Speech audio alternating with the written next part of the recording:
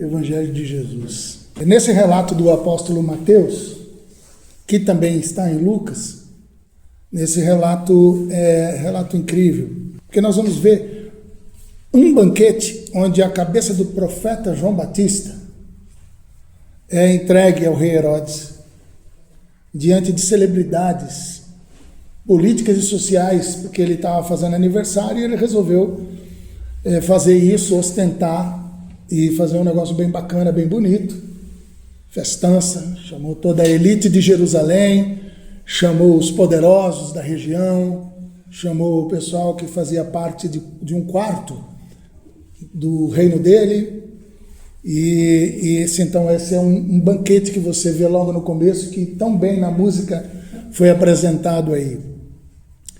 No primeiro banquete, a crueldade domina.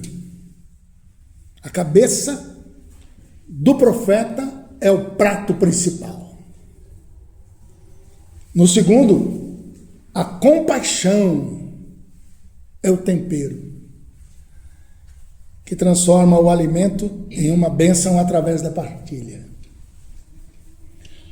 Um desses banquetes representa a morte, celebrada entre os VIPs, na festa de aniversário de Herodes, que é o Antipas.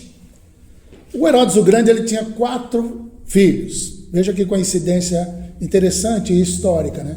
O 01, o 02, o 03 e o 04. Esse aqui é o 02.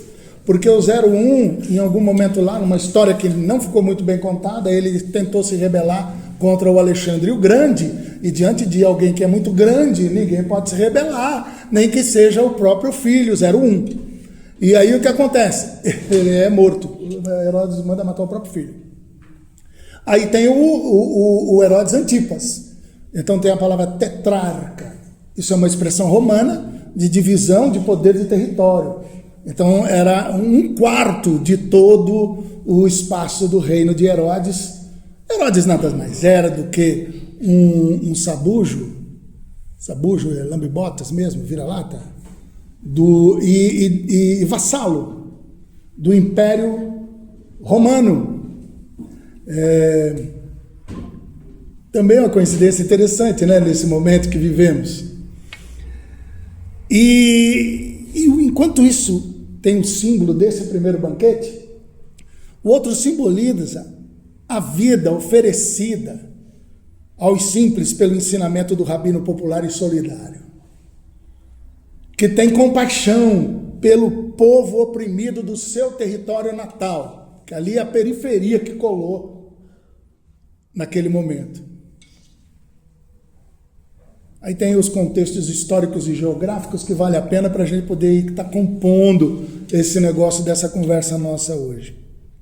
No primeiro banquete, o banquete de Herodes Antipas, como já disse, o 02, que era tetrarca da Galileia e da Pérea, no seu palácio em Tiberíades, eu tive a oportunidade de visitar esses lugares, com a corte e os nobres romanos presentes. O evento ocorre durante o reinado, então, do imperador Tibério, em um contexto de domínio romano, em um contexto de influência farisaica e saduceia, e também em um contexto econômico, onde a economia básica era a agricultura e também o comércio. Esse é o quadro. No segundo banquete tem um contexto que é também histórico. O evento ocorreu durante o ministério de Jesus na Galileia. É o segundo banquete. Jesus havia acabado de ouvir sobre a morte de João Batista, acabou de saber disso tudo. E ele estava procurando um lugar isolado para descansar. Esse contexto geográfico é interessante também. No segundo banquete, o evento ocorreu perto de Betsaida, uma cidade à beira do mar da Galileia. Aliás, aquele lugar lá hoje é chamado de Quinerite. Era uma região fértil e propícia para agricultura e pesca. E o povo ficava ali É exatamente como a gente percebe a lógica das periferias, a injustiça social em meio a tanta riqueza. Então ali era um lugar muito, mas muito fértil e também que era bom para o comércio. E só tinha gente que não podia comer direito não e ia voltar para casa depois de Jesus ensinar sem comer nada. E aí eu fiquei pensando como é que esses dois banquetes seriam hoje, no dia de hoje, para a gente poder estar sempre lembrando disso e se posicionando. No primeiro banquete você vê a sociedade da ostentação. É a sociedade do acúmulo de riquezas e de poder. Esse aqui você encontra no primeiro. É a sociedade onde religiosos hipócritas são convidados VIP e se assentam à mesa dos poderosos, querem ficar na mesa dos poderosos. Sociedade que mata quem confronta o poder deles e mata os profetas que se levantam para dizer que eles são contra Deus e que a vil miséria ofende os céus. No segundo banquete, vemos uma multidão periférica, onde João Batista e Jesus de Nazaré e 11 dos apóstolos nasceram. Esse é o povo marcado por fomes, necessidades e desejos, que vivem das sobras dos banquetes dos poderosos. Isso ainda quando tinha sobra. Quando ainda tinha acesso aonde tinha que sobrar. E aí um rabino popular em luto, que é importante entender que Jesus estava em luto, porque ele tinha acabado de saber que o seu primo tinha morrido, em luto, pela morte do seu primo João Batista e pela realidade de opressão do povo. Ele olhava para aquele povo todo e diz: nós somos como ovelhas sem pastor.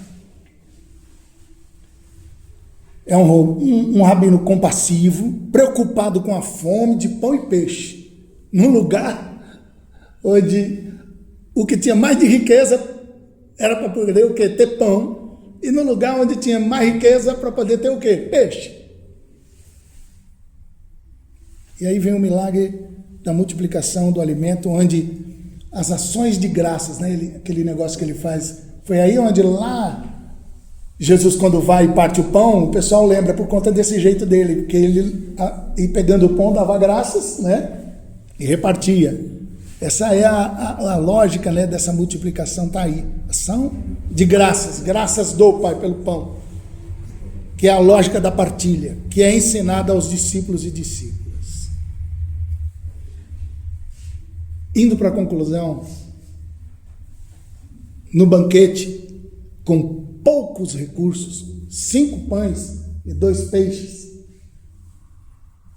que é encontrado com quem? Com uma criança. Opa, isso é importante.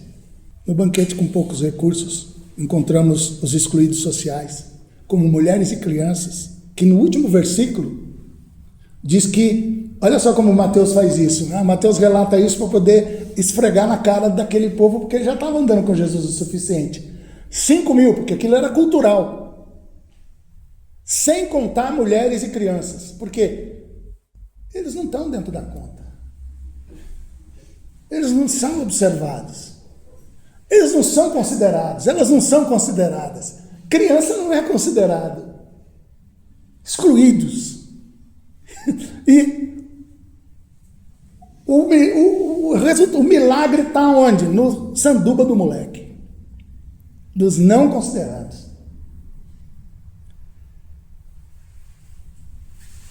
E sendo alimentados por Jesus, esses caras foram. Esse alimento é compartilhado com toda a multidão pobre e marginalizada. E eu quero terminar com uma pergunta para a gente guardar no nosso coração. Como comunidade, como pessoas. Como pessoas e como comunidade, caverna, qual dos banquetes nós queremos participar? Qual dos banquetes que nós estamos gastando toda a nossa vida, nossa energia? Às vezes tendo que vender a nossa alma, aos poucos, para negociar um ingresso no banquete. Qual banquete nós queremos participar? Qual dos banquetes nós adoraríamos ser convidados? Porque tem banquete que você fala assim, agora vai. Como é que fala? Eu não tenho roupa para essa coisa. Como é que é? Eu não tenho roupa para esse negócio, né? Não é assim que fala? Nossa, não dá, eu não tenho roupa para isso não. Que é até um jeito legal de falar as coisas, quando que você vai para um lugar muito legal, né? Eu não tenho roupa para isso não. Qual é, então? Qual banquete as nossas igrejas estão sendo convidadas? Que a gente adoraria convidar.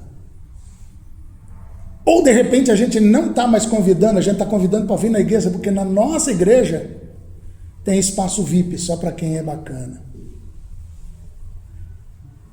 Qual banquete? Qual banquete que nós estamos pensando? E a gente constrói a nossa caminhada como igreja, como pessoa, como família e como comunidade. Que essa pergunta fique batendo na minha cabeça e na sua cabeça, para a gente poder saber direitinho, com muita sabedoria, com muito discernimento, qual o banquete? Qual o banquete?